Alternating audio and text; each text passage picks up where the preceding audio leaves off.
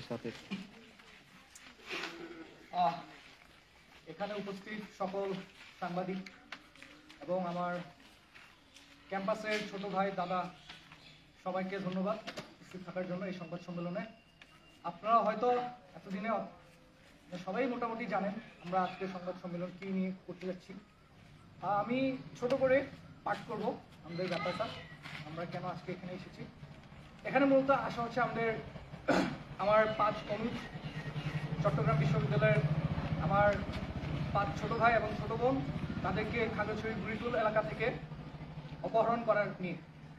আপনারা জানেন তারা 16 তারিখ সকাল 6:30টার দিকে আমাদের তথ্যসূত্রে, আমাদের তথ্য মতে তারা খাগড়াছড়ি গুড়িটুল থেকে অপহরণ হয়েছে।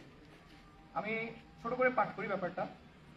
প্রিয় সাংবাদিক বন্ধুরা, চট্টগ্রাম বিশ্ববিদ্যালয় আদিবাসী শিক্ষার্থীদের পক্ষ থেকে দ্বিতীয় শুভেচ্ছা নিয়ে আপনারা ইতিমধ্যেই অবগত আছেন 16 এপ্রিল 2025 খ্রিস্টাব্দে বুধবার সকাল আনুমানিক 6:30 ঘটিকায় খাগড়াছড়ি সদরস্থ গিরিফুল এলাকা থেকে চট্টগ্রাম বিশ্ববিদ্যালয়ের 5 জন শিক্ষার্থী অপহরণের শিকার হয়।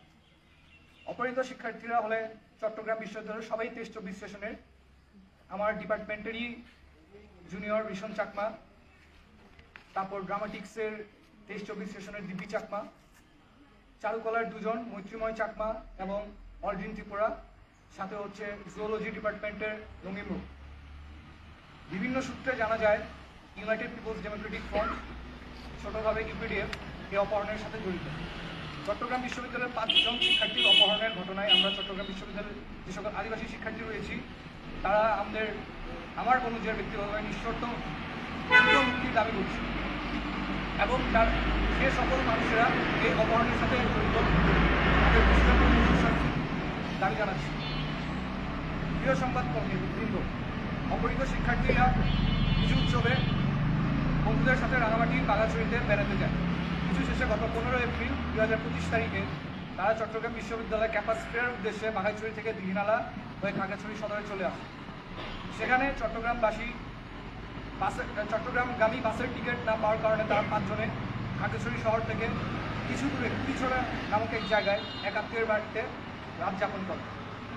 এরপর 16 এপ্রিল 2025 তারিখ সকাল আনুমানিক 6:30 ঘটিকায় কুটিছড়া থেকে টমটম গাড়ি যোগে খাগড়াছড়ি সদর গাড়ি স্টেশনে আসার পথে গিরিফুল নামক এক জায়গায় তাদের গাড়ি আটকানো হয় এবং চমচম গাড়ির ড্রাইভার সহ 5 জন শিক্ষার্থীকে এক অজ্ঞাত স্থানে তুলে নিয়ে যাওয়া।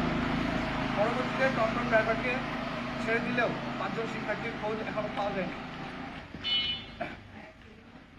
চট্টগ্রাম বিশ্ববিদ্যালয়ের 5 শিক্ষার্থীর অপহরণের আজ 80 ঘন্টার বেশি পেরিয়ে গেলেও অপহৃতদের কোনো হদিশ পাওয়া যাচ্ছে না।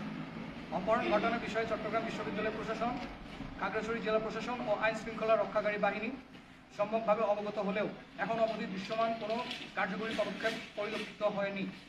এমত অবস্থায় আমরা চট্টগ্রাম বিশ্ববিদ্যালয়ের আদিবাসী শিক্ষার্থীবৃন্দ গভীর উদ্বেগ প্রকাশ করছি। পরবর্তীতে তাদের সাথে কি হয়েছে আমরা এখনো জানতে পারিনি, এমনকি তাদের সাথে যোগাযোগ করা সম্ভব হচ্ছে না। অপহরণের 3 দিন পেরিয়ে গেলেও এখনো অপহৃত 5 শিক্ষার্থীর সন্ধান না পাওয়া এবং প্রশাসনের পক্ষ থেকে যথাযথ পদক্ষেপ গ্রহণের উদ্যোগ দেখতে না পাওয়ায় আমরা চট্টগ্রাম বিশ্ববিদ্যালয়ের আদিবাসী শিক্ষার্থীবৃন্দ আন্দোলন যেতে বাধ্য হচ্ছি। আমরা আগামীকাল থেকে একযোগে চট্টগ্রাম বিশ্ববিদ্যালয়ের ক্যাম্পাস সহ দেশের বিভিন্ন শিক্ষা প্রতিষ্ঠান, 3 পার্বত্য জেলা শহর, মহানগরের সচেতন, মানবিক ও প্রগতিশীল ছাত্র ও নাগরিক সমাজকে আমাদের আন্দোলনে সংহতি ও সহযোগিতা প্রদানের জন্য আহ্বান করছি। একই সাথে আমরা প্রশাসনের কাছে নিম্নোক্ত দাবিসমূহ জানাচ্ছি: 1. অবিলম্বে অপহৃত 5 শিক্ষার্থীকে নিঃশর্তে ও সুস্থ শরীরে মুক্তি দিতে হবে। 2. শিক্ষার্থীদের উদ্ধারে প্রয়োজনীয় যথাযথ পদক্ষেপ গ্রহণ করতে হবে এবং 3. অপহরণের সাথে যুক্ত সবাইকে গ্রেফতারপূর্বক শাস্তির আওতায় আনতে হবে। ধন্যবাদ।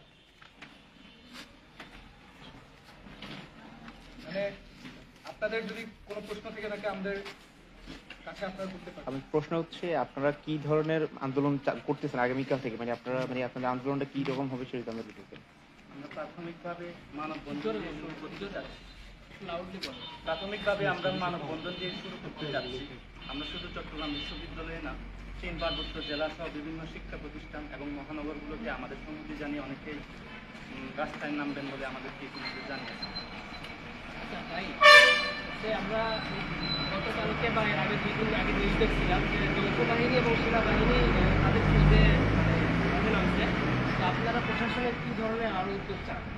প্রশাসনের উদ্যোগ বলতে এরকমই যে আমরা বিগত 3 দিন যাবৎ যে 5 জনের হদিশ পেলাম না, তারা যদি যথাযথভাবে উদ্যোগ পদক্ষেপ গ্রহণ করত, আমরা ইতিমধ্যে হয়তো তাদের বিষয়ে একটু হলেও জানতে পারতাম, বা তারা কোথায় আছে, কীভাবে আছে, সেটা কিছু জানতে পারতাম। তো এখনো পর্যন্ত 80 ঘন্টা বেড়ে গেলেও আমরা একটু কিছু জানতে পারি। সেজন্য হচ্ছে আমরা মনে করছি প্রশাসনের কার্যক্রম বা যে পদক্ষেপ নেওয়া হচ্ছে সেটা পর্যাপ্ত। আবহাওয়াকালীন দলের সাথে গত বৃহস্পতিবার উন্নয়নটা দেখা করেছিল বলে হচ্ছে আমরা জানতে পেরেছি।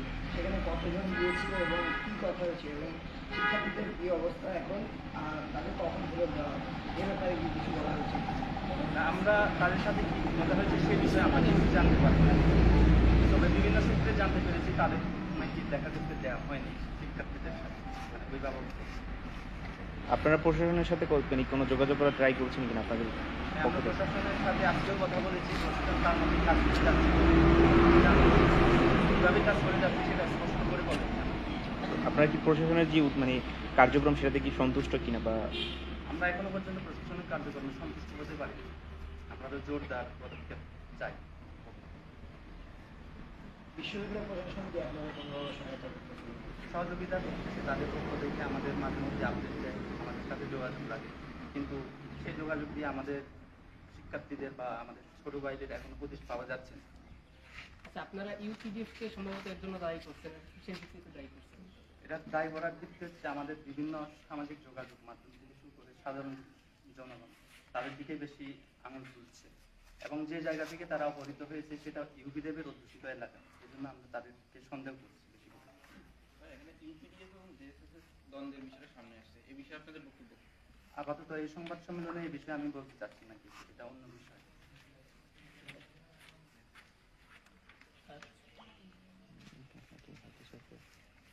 তখন ভাই তখন ভাই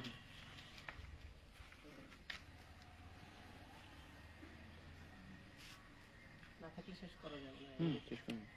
ঠিক আছে, ঠিক আছে, থ্যাংক ঠিক ইউ আছে, সবাই, থ্যাংক ইউ। ধন্যবাদ। কপি নিয়ে নেবে, 2-3টা কপি নিয়ে নেবে, ছবি নিয়ে নেবেন তো? কপি নিয়ে পর নিয়ে নেবে। ঠিক আছে জাহিদ, কপি নিয়ে নেবে। হ্যাঁ, শেষ। আপনাদের আরো কিছু প্রশ্ন থাকলে বলতে পারেন আমাকে।